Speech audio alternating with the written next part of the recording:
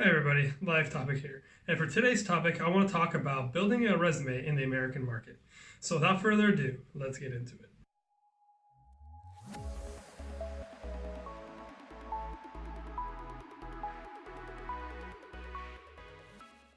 Okay, so you're probably wondering, why after all this time are we talking about this now? Well, just to give you some background, right?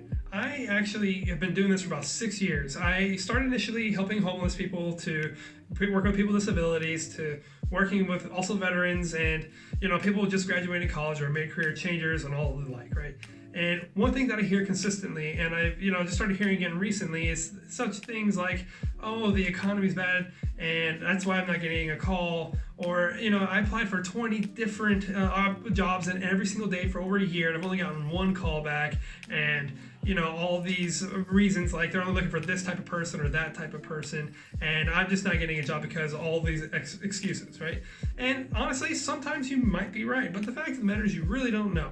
Right? So when it comes down to it, right, if this is simple basic logic, if you're applying for 20 jobs a day and you're not getting a call, obviously we're going to have to examine your resume.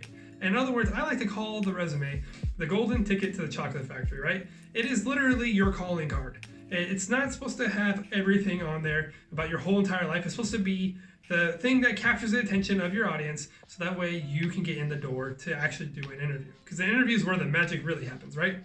So we're going to go into the resume now, and we're just going to go through some basic steps and things that you can do to maximize your efforts when applying to a job online, right? So I want to emphasize focus. This is an online type of resume. Let's jump right into it now.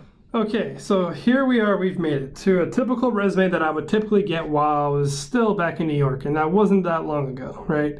So, well, looking at this, this is a good opportunity now, especially if you already have a resume. If you're starting a blank one, that's fine. But if you already have a resume, this is an opportunity to kind of set your parameters, right? If you need a little extra space, we can go to the margins here and we can actually put this at 0.5. It gives you a little bit extra space, and if you don't need it, you can keep it at 1, but that's just an option for you.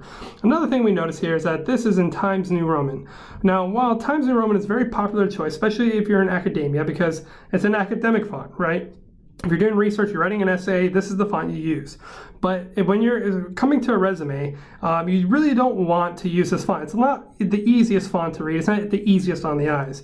So people have actually voted and opted that Calibri actually is the easiest font to read. Now, that could be subjective, of course, but that is what most people tend to say, because it's also, I believe, the same font that's used in most emails. So, boom, we're going to change this all to Calibri, and it makes it a little bit easier on the eyes. Okay, great. So now that we've set all of the parameters, let's actually start diving into the resume, right? So now, when it comes down to it, a recruiter or an HR person, on average, sees about 300 resumes a day. It could be very well more. So we want to make sure we're optimizing everything as best as we can. Oftentimes people believe in the US that your name can be used to discriminate against you. So if you have a long name or something that seems very uncommon, it could be used against you. And I can actually say that this is true. Thankfully, it's not a common thing, right? So it's not like every time someone applies with a different name than what's normal that people typically see in the US.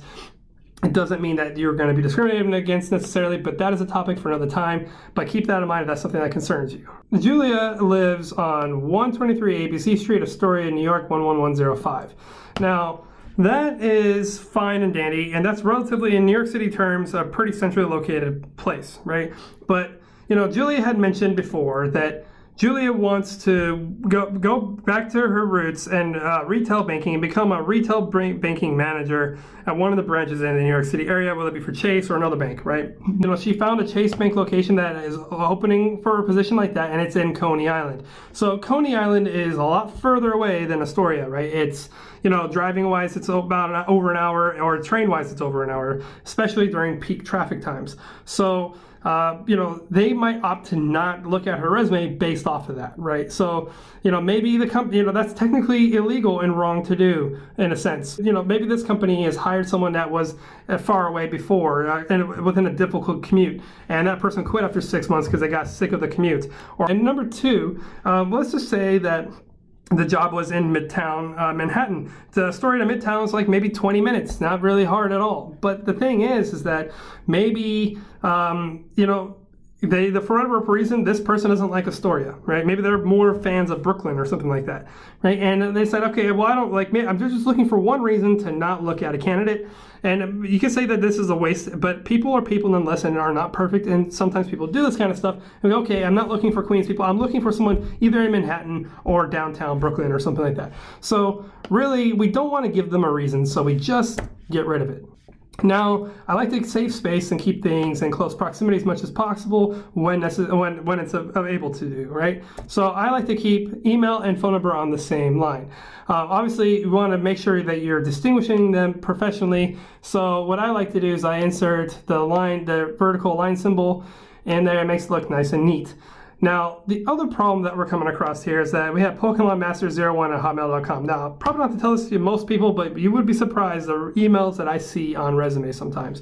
So, we obviously don't want to get too personal with our email. We'd rather do something like, professional, like julia.bonbon@hotmail.com is fine. You can say it if there's a Julia Bonbon already taken, you can put like a 01 at the end of it, that's fine.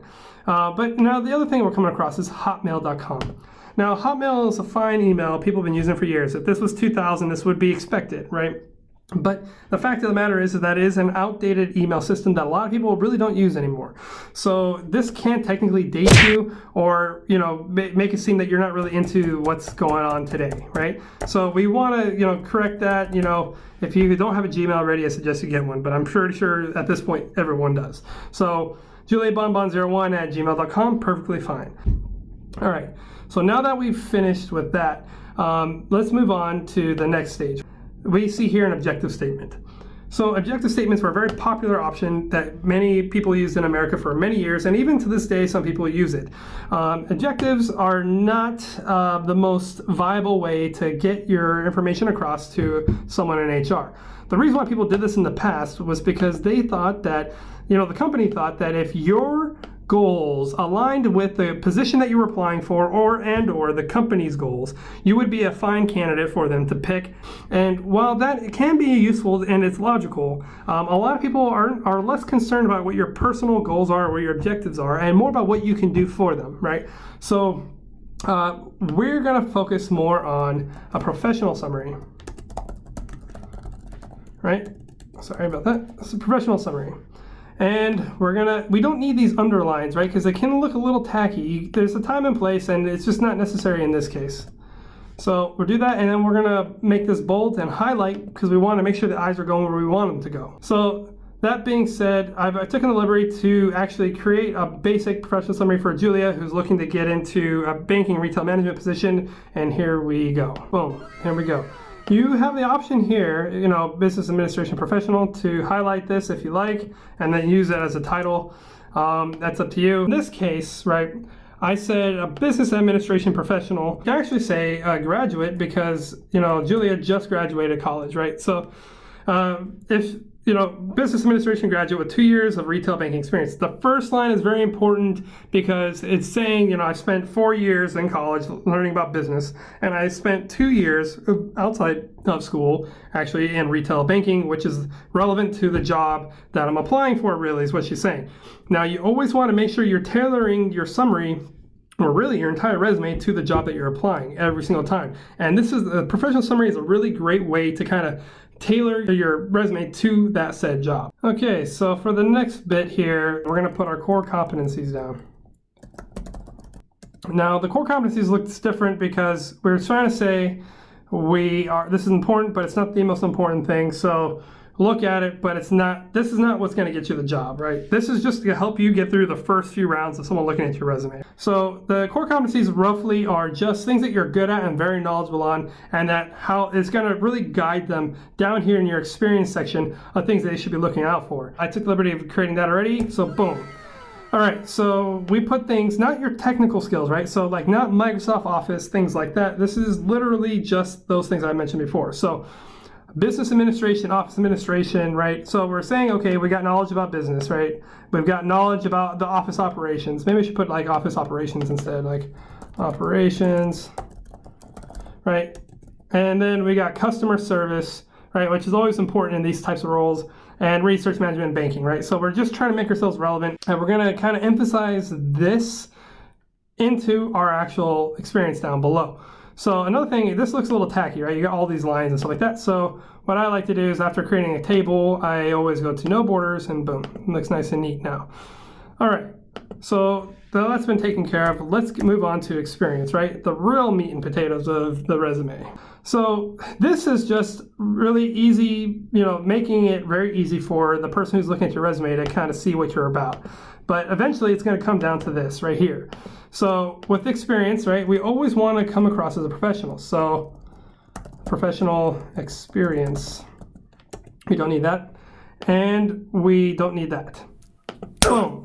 Professional experience, oh, sorry, and we're gonna bold that, because again, draw the eyes. All right, so this person, Julia, worked at Starbucks for some time, and while this is all fine and dandy, this is not the structure that we want to use, right? So I'm gonna just go ahead and take a liberty and show you what kind of structure we actually want to use. And voila, that's it. So this is the type of structure we want to see, and I'm gonna tell you why. So when someone's going through your resume, right, they don't need to see a bunch of italicized things and all that stuff to just distract the eye. We want to make it as simple as possible, right? Their only concern really is, where did you work, what did you do, and where was it, and how long were you there? But the most important things that they're really looking at is how long you were there and where was it you worked. So it's literally like that. It goes boom, boom, boom. But keep in mind, right, when you're building a resume, a lot of people like to be fancy about it or be unique about it. They think that the uniqueness, because we're in America and we're unique individuals, right? But when it comes down to this, it's all about business, right? We just want to be efficient as possible. Sometimes being unique and creative can be distracting and time consuming. So we just want to make it simple and get to the point. And that's why we set it up like this, because this is the most common way to do it. And it's a lot easier on the person who's looking at it, right? Now, I didn't change the McDonald's down here because, like I said before, we want to make sure that we're staying within the 10-year mark. At this point, it's 2019, and this is 2008. So this is already outdated. So boom. We don't even have to worry about fixing it because it's just a waste of time. Yes. So get rid of that. Hi. Boom. Okay, great. So now that we've got the basic structure, you're kind of seeing what the resume should start to look like. All right. Now, another thing you should keep in mind when you're doing this, make sure that if it's present, you're writing in present tense, and if it's in the past, you're writing in past tense. So communicated, all that kind of stuff. Now, I put here, manage a diverse set of teams up to 5 workers at a time, right? Now, I put this in here because you want to really, when it comes down to your experience, you want to focus on metrics. You're trying to paint the picture, right? And as like I've said in my previous videos about interviews, you want to paint the picture of the scale of your work, right? So if your team really was just you and one other person, it might not be worth mentioning that you just manage one person. But if you're working in actual teams, it's good to kind of put that as a notice, right? If you drove 50 miles a day for delivery, you need to make sure you mention that. If you drove 5,000 miles in one day, which is probably impossible, but boom, good for you. Put that down. So metrics is a really great way to build up and beef up your resume, right? And we don't want to put more than 4. 5 is fine, but you want to keep it to about 4 to 5 or 3 lines at a time. Another thing you don't want to do is you don't want to be putting multiple sentences that one bullet point that is 5 sentences. That's just really busy, and it's just hard on the eyes, and it's not necessary, right? So keep it simple. Okay, so now we're moving down, and the first thing we see is education. Now, I want to say, when it comes down to education, right, you always keep it at the bottom of your resume if you have experience. If you have no experience, you can't put the education at top, and instead of core competencies, you would put core coursework, and then you put the classes that you took that are relevant for the job here instead of different things like this. But if you have experience, it's best to just kind of go with experience, because that always trumps, your education. Actually, before we, even start to formatting the education, honestly, it is, like I said, at the bottom of the resume. We actually want to go ahead and put this up here. Boom. Okay, so skills. Now, people are going to oftentimes conflate, competencies with skills, and they are very different, right? So skills is not the most accurate way of describing what we're doing here, right? So tech skills, right? Or technical skills, actually. And what we want to do is we want to move this down here, right? We, again, don't need the line, and we don't need this, this thing here. Okay, so technical skills is important. It's more important than core competencies, right? It is literally something that you can perform that's tangible, right? So exit and interpersonal skills, customer service skills, this is more of a competency, right? All these things, fluent in English and Spanish. Okay, that's something, if you're good in another language, you put that up here in your professional summary, right? That's definitely a big plus. All right, so I took the liberty of actually, doing, creating some technical skills, very similar to core competencies, and here it is now. And voila, there we have it, technical skills, right? So technical skills, again, let's save some space actually. Boom. Okay, so technical skills are literally those tangible things, right? Microsoft Suite, that encompasses Word, Excel, all that, right? Pivot tables is just one of the many things that you could describe. HTML, CSS, maybe you're doing some basic web editing on a website or something like that. It doesn't matter. And just, put your technical skills down, right? Again, I try to line them up accordingly, right up here. Everything lining up is just aesthetically pleasing, right? So let's move this up. Education, it's simple enough. It's your education. If you have credentials, that you went through courses for and education-wise, you can put them down here. It's always good to put the most relevant and up-to-date up at the top, and then obviously the least relevant towards the bottom, right? So we could just make it nice and neat. You don't need to put CUNY, obviously, Baruch College, okay, it's fine. You can put Zicklin School of Business if you want, whatever. And you can make this the same by putting this all of the New York, and the dates over here. But, in this case, you really don't have to. Just New York, and then you can just put, so expected graduation in 2019, and just get rid of this, and then just put, 2019 right here. Something like that. You can do that. So basically, this is a general outline of what an online resume would look like, right? So we make sure that we don't give them a reason, right? We keep the amount of discrimination minimal. We say who we are because we want to make sure that we stand out right off the bat. And then we give them an aid here at the core competencies, so that way we can translate that well into our actual experience and they know exactly what to look for. And then we got, of course, our meat and potatoes here, our experience, which will be much more relevant once we actually get to an interview or maybe a couple times after the seeing your resume as they're preparing further down the line. Now, of course, this resume format is pretty standard and good, I would say, to use in most cases.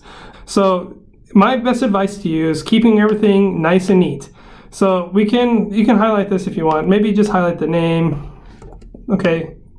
You can make this slightly bigger as well. These are all aesthetics. And if you're thinking about going on to a second page, you can. The whole one page only is a myth. You don't have to just stick to one page, but I do suggest that if you are going to go on to a second page, you don't just do it a quarter of the way or halfway, you go for a full second page. So if you don't have enough information to go for a full second page, or at least 3/4, or at the very, very minimum half, I just wouldn't do it at all. So yeah, less is more. So we want to make sure that we're just showing what is necessary, right? This is the ticket in. It's not every single thing that you've done.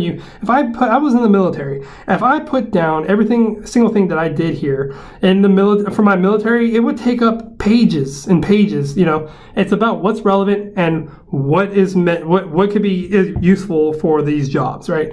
So just keep that in mind, and that is the very basics to your resume. So let's just kind of pan out here and you can kind of see it from a distance, right? So that's what it would look like overall. Nice and neat and pretty. Okay, so that brings us to the end of that. Now, I understand that, that wasn't an easy thing to do. Going through your resume can be a very challenging thing and also quite boring. But I appreciate you sticking with me to the end, and hopefully you learned something from this. Now, I just keep in mind, I didn't want to go into too much detail. I'd make this resume absolutely perfect, mainly because in reality, I just wanted to show you the basic structures of what you should be really focusing on and the reasons why we do these structures, right? Every job in every industry requires a different set of strategies to kind of win over the person that you're trying to appeal to. And in all honesty, it would take a lot longer if I was to sit here and delve into every word choice and everything like that. So just keep that in mind, and if you have suggestions for a type of resume you might like to see in the future, please put it down in the comments below, and then I'll consider potentially making a video on that. If you found this video useful, and helpful in any way, please subscribe and like if you haven't already, and I will see you all later.